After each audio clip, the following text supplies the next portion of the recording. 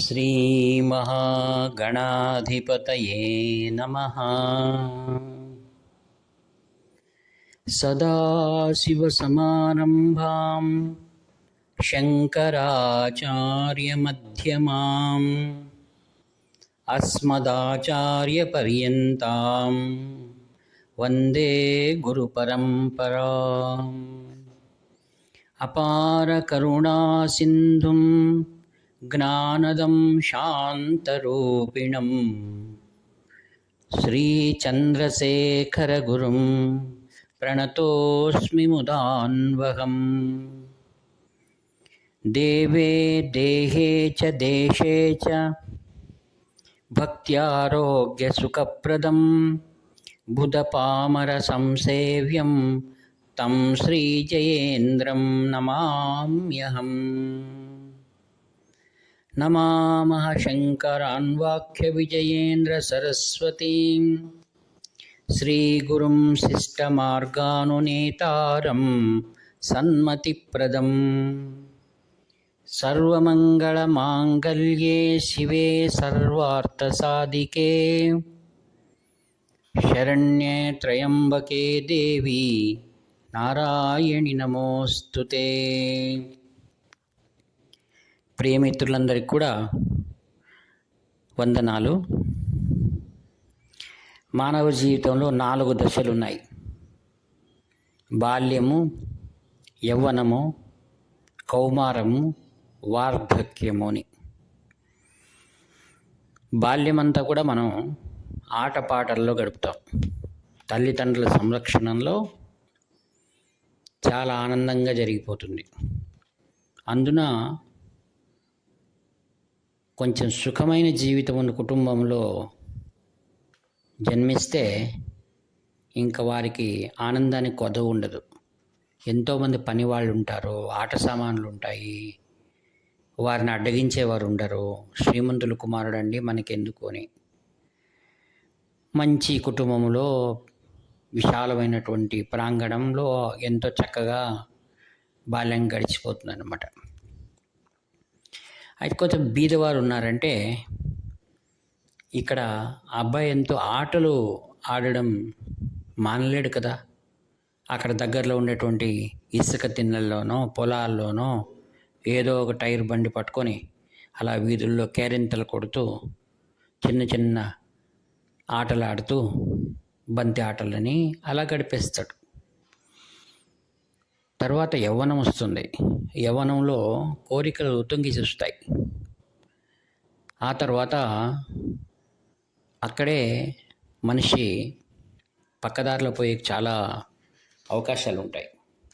కావున ప్రాథమికమైనటువంటి బాల్యంలో మంచి సంస్కారాలు ఏ కుటుంబంలో ఉంటాయో వారు విచారం కొంచెం చేస్తారు. తర్వాత పెద్దలు కూడా మంచి విద్యాభ్యాసానికి పంపించడం, మంచి దారి దొరుకుతుంది.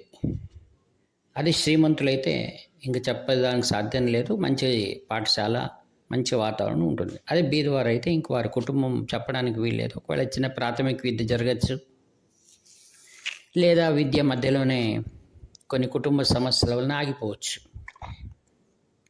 ఏదో వారికి తగిన వారిలోనే వివాహాలు చేసుకుంటారు.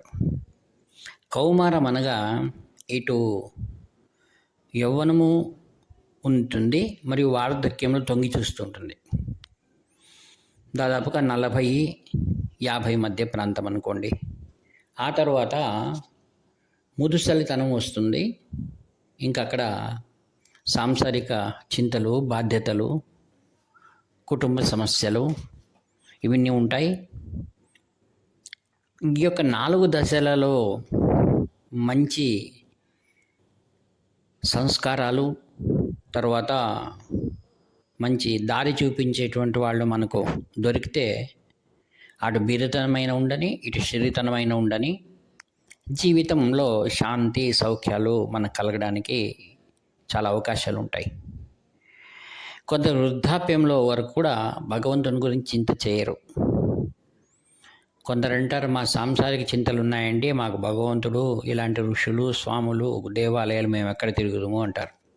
ఇంకొంతమంది శ్రీమంతులు అయితే మాకు వ్యాపారమైనటువంటి కార్యక్రమాలు ఉన్నాయి, మాకు సమయమే లేదు అంటారు. దీని గురించిన ఆదిగురు శంకర భగవత్పాదాచార్యుల వారు చాలా చక్కగా చెప్పారు భజగోవింద శ్లోకంలో. బాల్యస్తావత్ క్రీడాసక్త, తరుణస్తావత్ తరుణీసక్త, వృద్ధస్తావత్ చింతామగ్న, పరే బ్రహ్మణి కోపిన సక్త. బాల్యమంతా ఆటలు, తరుణస్తావత్ తరుణీసక్త, తరుణం అనగా యవ్వనంలో, వృద్ధావస్థ వచ్చింది అక్కడ చింతలు, ఇంకా పరే బ్రహ్మణి కోపిన సక్త. జీవితంలో అతనికి సమయం ఎక్కడుంది? భగవంతుడు అనగా బ్రహ్మమన్న ఒకటే, కావున సమయం ఎక్కడుంది అంటున్నాడు ఆయన. కావున మేల్కొనండి. బాల్యంలోనే తల్లిదండ్రుల బాధ్యత పిల్లల్ని మంచి సంస్కారవంతులుగా తీర్చిదిద్దడం, దేవాలయాలు తీసుకువెళ్ళడం, సత్సంగాలు తమతో పాటు తీసుకువెళ్ళడం, మంచి ఆలోచనలు మంచి ఆచారాలు ఇంట్లో ఉంటే అవి వారికి ఉపయుక్తం అవుతాయి భావి జీవితానికి. ఇప్పుడు చిన్న కథ మనం చెప్పుకోవాల్సి ఉంటుంది. మహాస్వాముల వారు 68వ పీఠాధిపతులు శ్రీ శ్రీ శ్రీ చంద్రశేఖరేంద్ర సరస్వతి మహాస్వాముల వారు దేశ సంచారం చేస్తూనే ఉంటారు. ఎందుకనగా దాని వెనకల ప్రాయోజికమైనటువంటి ఒక కారణం ఉంటుంది. ప్రముఖంగా లోక్ కళ్యాణం. భగవంతుడి దగ్గరికి వారు రాలేనప్పుడు భగవంతుడే వారి రూపంలో గురువు వెళ్తూ ఉంటాడు. ఒకసారి మహాస్వాముల వారు చిదంబర ప్రాంతంలో ఒక నివాసంలో అక్కడ ఉన్నారు స్వామివారు. పరిసర ప్రాంతాల్లో ఉన్న వారంతా వచ్చి దర్శనం చేసుకుంటూ ఉన్నారు. తర్వాత స్వాముల వారు ఒకరోజు అక్కడి నుండి వేరే గ్రామానికి వెళ్తున్నారనమాట. ఒక కుటుంబం వారు ప్రతిరోజు స్వాముల వారు ఉన్న రోజులు తమ కుమారునితో పాటు వచ్చేవారు. సామాన్యంగా పద్ధతి ఏముంటుందంటే పూర్వంలో నుంచి నేటి వరకు స్వాముల వారు ఎవరైనా మహాపురుషులు వస్తే ఆ గ్రామ ప్రజలు మరో గ్రామం పొలిమేర్ల వరకు వారిని సాగనంపి అక్కడి నుండి ఆ పొలిమేర్లలో ఆ ప్రాంతం వారు వచ్చి స్వాముల వారిని స్వాగతించడం ఇది మన సనాతన ధర్మంలో ఉన్నటువంటి కార్యక్రమం. మహాస్వాముల వారు ఆ చిదంబర పరిసర ప్రాంతాల నుంచి మరొక గ్రామానికి వెళ్తున్నారు. ఇక్కడి వారందరూ స్వాముల వారిని వెంబడించారు. చాలా దూరం వెళ్ళిన తర్వాత స్వాముల వారు ఉత్తర్వు తీసుకొని వారు వెనక్కి వచ్చేసారు. అయితే ఒక అబ్బాయి మాత్రం స్వాముల వారు వెనకలే వెళ్తున్నాడు. అబ్బాయి పేరు అలా నటరాజా అని. చిదంబర ప్రాంతం కాబట్టి సామాన్య నటరాజా అని పెట్టుకుంటారు. సరే, ఆ అబ్బాయి అలా వెళ్తూ వెళ్తూ వెళ్తూ ఉండగా స్వాముల వారు కొద్దిసేపు వెనక్కి చూశారు. ఆ యొక్క పల్లకిని ఆపి ఎవరు వస్తున్నారు చూడండి వెనకలా అంటే, ఒక అబ్బాయి వస్తున్నాడు స్వామి అన్నారు. సరే, ఆ అబ్బాయిని పిలిచి నాయన ఎవరు నీవు, ఎందుకు వస్తున్నావు అన్నారు. లేదు స్వామి, మీ వెనకలే రావాలని ఉంది నాకు అంటే. ఏం బాబు, ఇంత ఎండలో దాదాపుగా 6 కిలోమీటర్లు వచ్చేసావు, మీ అమ్మ మీ నాన్న నీ కోసం ఎదురు చూస్తుంటారని చెప్పి ప్రసాదం ఇచ్చి పంపించేశారు. సరే, అదే ఆ రోజు చూసిండేది స్వాముల వారిని. తర్వాత అబ్బాయి ఇంకా పెద్దవాడయ్యాడు, ఉద్యోగరీత్యా బాంబేలో స్థిరపడ్డాడు, భార్య, చిన్న పాప. తర్వాత ఒకరోజు యాదృచ్ఛికంగా వివాహంలో వెళ్ళినప్పుడు అక్కడ ఉన్న బంధువులు కొందరు ఏదో యాదృచ్ఛికంగా మాట్లాడుతూ మహాస్వాములు ఇప్పుడు సతారాలో ఉన్నారు అన్నారు. అంటే అది 1979. అప్పుడు సతారాలో దేవాలయం కట్టిస్తున్నారు స్వామివారు. స్వాములు వచ్చారు అని తెలిస్తే ఒక్కసారి పెరియవా, మహా పెరియవా అని వినగానే ఆ పిల్లోనికి చిన్నతనంలో జ్ఞాపకం వచ్చింది. అయ్యో, నేను చూడనే లేదు కదా, నేను మర్చిపోయాను అని అనుకొని ఇప్పుడు వెళ్ళాలి. తన భార్యను కూడా తీసుకొని అతని అబ్బాయి వెళ్ళాడు. బాంబే నుండి ప్రయాణమై సతారాకు వచ్చాడు. రాత్రి దాదాపుగా 2-2:30కు ట్రైన్ వచ్చి ఆగింది. బయట ఇంత చీకటి ఉంది, ఇప్పుడు ఎక్కడ వెళ్ళాలి ఏమి అనుకోగానే ఒక ఆటో వాడు వచ్చి, ఏమండి మీరు వస్తారా, మరి స్వామివారి కోసం వచ్చినట్టున్నారు మీరు అంటే, సామాన్యంగా ఆటో వాళ్ళకి తెలుసు స్వాముల వారు ఉన్నారంటే వస్తుంటారు ఎక్కడికి నిండు అని. హిందీ వచ్చు కావున ఈయన కూడా మరాఠీ కొద్దిగా హిందీ, ఏమోనండి వచ్చాను అంటే, సరే వెళ్దాం రండి అన్నాడు. కొద్దిగా ఆలోచన వచ్చింది, ఇది రాత్రి వెళ్ళొచ్చినా అని. అయినా ధైర్యం వెళ్దాం పదా అని భార్యను తాను పాపను తీసుకొని బయలుదేరారు. చాలా దూరం పోయిన తర్వాత ఆటో ఉన్నట్టుండిగా ఆగిపోయింది. ఏం బాబు అన్నారు అంటే, ఏమిటి కొంచెం ఆటోలో టైరు పంచర్ అయిందండి అన్నాడు. వీళ్ళు మొదలే అనుమానం, రాత్రి చీకటి, దాదాపుగా 15 కిలోమీటర్లు ఉందని చెప్పారు స్వాముల వారు వాసస్థానం రైల్వే స్టేషన్. సరే చూడు బాబు అదేదో అనగానే అబ్బాయి అని తీసి సరిచేసి టైర్ ఫిక్స్ చేశాడు. తర్వాత బయలుదేరుతుండగా ఆ అబ్బాయి ఆటోవాడు అన్నాడు, మీకు చాలా అదృష్టం అండి అన్నాడు. ఏం బాబు ఏం అదృష్టం ఉంది అంటే, ఏం లేదు 2 నెలలుగా నేను రైల్వే స్టేషన్ పక్కన ఈ టైర్ని ఇచ్చింది పంచర్ వేయమని, వాడు వేయనీలేదు. నేను నిన్న అటుగా వెళ్ళింటే ఆయన పిలిచి నీది రెడీ అయింది చూడని ఇచ్చాడు.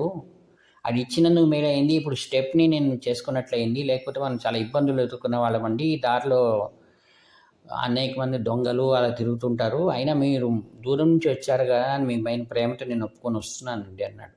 అయ్యో బతుకు దేవుడా అని వచ్చి క్యాంప్ చేరుకున్నారు. అక్కడంతా చీకటిగా మసగగా ఉంది. 4:30 వచ్చిన తర్వాత బాబు కొంచెం దూరం దగ్గర వరకు తీసుకెళ్ళిపోకండి. సరేనే ఆయన ఆటోవాడు మంచివాడు. దింపిన తర్వాత డబ్బులు తీసుకుని వెళ్ళిపోయాడు. ఇంక దిగిపోయారు. అక్కడంతా పడుకోవడానికి ఏమీ స్థలం దొరకటం లేదు. అలా కూర్చొని ఉన్నారు. అంతలోనే 5:30 ఆ ప్రాంతంలో స్వాముల వారు వస్తున్నారు. జరగండి అన్నారు. అందరూ లేచి నిల్చుకున్నారు. స్వాముల వారు వస్తూ ముందుకు వెళ్ళి నటరాజుని చూశారు. ఎవరు నీవు అని అడిగారు. నేను నటరాజ స్వామి, చిదంబరం నుంచి వచ్చాను, నా భార్య నమస్కారం చేస్తే వెళ్ళిపోయారు స్వామివారు.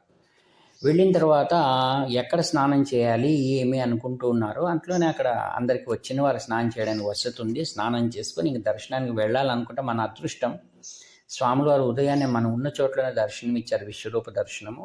మరి చాలామంది జనం ఉన్నారు, ఎలా వెళ్ళాలి అనుకుంటున్నాగానే అక్కడ స్వాముల వారి పరిచారకుడు వచ్చి, ఇక్కడ చిదంబరం నుంచి వచ్చి నటరాజు ఎవరండి? నేనేనా, మిమ్మల్ని స్వామివారు పిలుస్తున్నారు అన్నాడు. అవునా అని త్వరగా వెళ్ళి స్వాముల వారికి సాష్టాంగ నమస్కారం చేశారు. అప్పుడు విచారించి నువ్వు ఎక్కడ ఏం చేస్తున్నావు, ఏ ఊరు అన్నీ అడిగారు. అప్పుడు నిదానంగా అన్ని విషయాలు చెప్పారు అబ్బాయి. నేను చాలా చిన్నతనంలో మీరు మా పొరుగురికి వచ్చారు స్వామి, అప్పుడు నన్ను ఆశీర్వదించి నన్ను ప్రసాదం కూడా ఇచ్చి పంపించారు అంటే, ఓ ఆ నటరాజా, సరే అన్నారు స్వామివారు. సరే ఎప్పుడు బయలుదేరుతావు ఏమీ అన్నాడు. స్వామి ఈరోజు రాత్రి నాకు ట్రైన్ ఉంది వెళ్ళాలి అని. సరే సంతోషం అన్నారు. ఎంతసేపు అయిపోయింది. తర్వాత స్వామి వారు వచ్చిన భక్తులతో మునిగిపోయారు. ఈయనకు ఉద్యోగరీత్యా తన ఉదయమే ఉపహారం చేయడం అలవాటు. ఇక్కడెక్కడైనా బయట ఉపహారాన్ని హోటల్స్ ఉన్నాయేమో అని బయటకు వచ్చి భార్యకు చెప్పాడు, వెళ్ళి చూసి వస్తాను అంటే, ఏమండి వచ్చిన చోట ఏంటి, స్వామివారి కోసం వచ్చామంటే, నాకేం చేయాలి, ఆకలికి తట్టుకోలేకపోతున్నాను అని బయట వచ్చి విచారిస్తే అన్నీ ఎవరు కూడా దుకాణం తెరవలేదు, ఒక్క టీ కొట్టు కూడా లేదు. ఇదేంట్రా దేవుడా అని అంటే అక్కడ ఒక ఆయన పేపర్ చదువుకుంటూ కూర్చున్నారు. ఆయన వెళ్ళి, ఏమండి ఇక్కడ లేదండి ఈరోజు విశేషమైనది దినం, అందరూ కూడా పూజల్లో ఉన్నారు, 11 గంటల వరకు తెరవరు ఉన్నారు. అయ్యో ఏం నాకు ఆకలి ఇదవుట్ అయిపోతాను, ఎలా చేయాలి, ఏం చేయాలి, కాఫీ హోటల్ కూడా లేదు ఇక్కడ అని ఇంకా నిరుత్సాహంగా విసుగుతో భార్య దగ్గరికి వచ్చాడు. వస్తున్నట్టు ఆమె, మీరు ఎక్కడికి వెళ్ళారండి, మీరు అటు వెళ్తున్నట్టే ఆయన పరిచారకుడు మనల్ని స్వామివారి దగ్గర తీసుకెళ్ళాడు, ఆయన వచ్చారు మిమ్మల్ని అడిగారు, ఎందుకో చూడండి అన్నారు. ఎందుకు అడిగారో తెలియదు అని అప్పుడు వస్తున్నట్టే ఆయన దగ్గరికి వెళ్ళాడు. పరిచారకుడు ఎక్కడున్నాడు అని వెళ్తే అక్కడ కనపడి, నీకోసం నేను వచ్చాను, మీరు ఎక్కడికి వెళ్ళారు అని. నేనండి వచ్చాను అని. రండి మిమ్మల్ని స్వామివారు చెప్పారు మీకు అని లోపల వంటింట్లోకి తీసుకెళ్ళిపోయి ఆయన కూర్చోబెట్టి బియ్యం ఉప్మా పెట్టారు. ఆశ్చర్యం అవుతుంది, వేడి ఉప్మా పెడుతుంటే అప్పుడు అన్నారు, స్వాముల వారు నాకు చెప్పారు, ఇంతకుముందు ఒక ఆయన వచ్చాడే, ఆయన ఆకలికి తట్టుకోలేడు, అందుకోసం ఆయనకు మాత్రమే ఇంత ఉప్మా చెయ్యి, చట్నీ అవి ఏం చేయవద్దు అన్నారు, మీకోసమే పెట్టా. అప్పుడు కన్నీళ్ళు వచ్చేసాయి. అబ్బా స్వాముల వారు ఇంత గుర్తుపెట్టుకున్నారా అని. అప్పుడు టిఫిన్ చేసి తర్వాత భార్యను కూడా పిలిచిపోయి పెట్టించారు. ఆ తర్వాత మధ్యాహ్నం స్వాముల వారి దగ్గరికి వెళ్తుంటే, తిన్నావా, ఆకలి తగ్గిందా అని అడిగారు. అబ్బో స్వాముల వారు ఎంత ప్రేమగా చూసుకుంటారు కదా అని తర్వాత 3 గంటలప్పుడు భోజనం చేసుకొని స్వాముల వారు ఉత్తర్వు తీసుకొని ఆయన అక్కడ పరిసరంలో ఎవరో వెళ్తూ ఉంటే రైల్వే స్టేషన్కు వాళ్ళ యొక్క వాహనంలోనే ఆయన రైల్వే స్టేషన్ చేరుకుని క్షేమంగా బొంబాయి చేరుకున్నాడు. చూడండి, అపార కరుణా సింధు అంటే ప్రతి ఒక్కరిని ఎవరు వారిని గుర్తించి వారి ఆకలి ఏమిటి, వారి దప్పిక ఏంటి, ఎక్కడి నుంచి వచ్చారో భక్తులను యోగక్షేమాలన్నింటినీ చూసుకుంటారు. అందుకే భగవద్గీతలో అంటారు, అనన్యాశ్చింతయంతో మాం ఏ జనాః పర్యుపాస్తే తేషాం నిత్యాభియుక్తానాం యోగక్షేమం వహామ్యహం. గురువు అనగా ఏమిటి, సాక్షాత్ దైవం. ఆదిగురు శంకర భగవత్పాదాచార్యుల వారి 68వ పీఠాధిపతులుగా మరలా వచ్చి మన యోగక్షేమాలు చూసుకుంటున్నారు. ఆత్మీయులారా, కావున ఆ పీఠంలో ఉన్నటువంటి ప్రస్తుత పీఠాధిపతి శ్రీ శంకర విజయేంద్ర సరస్వతి మహాస్వాముల వారు 70వ పీఠాధిపతులు. వారు ఇప్పుడు ప్రస్తుతం కాళహస్తిలో ఉన్నారు. కాళహస్తిలో యుగాది వరకు వెళ్తారు, మరి కంచికి వెళ్తారు.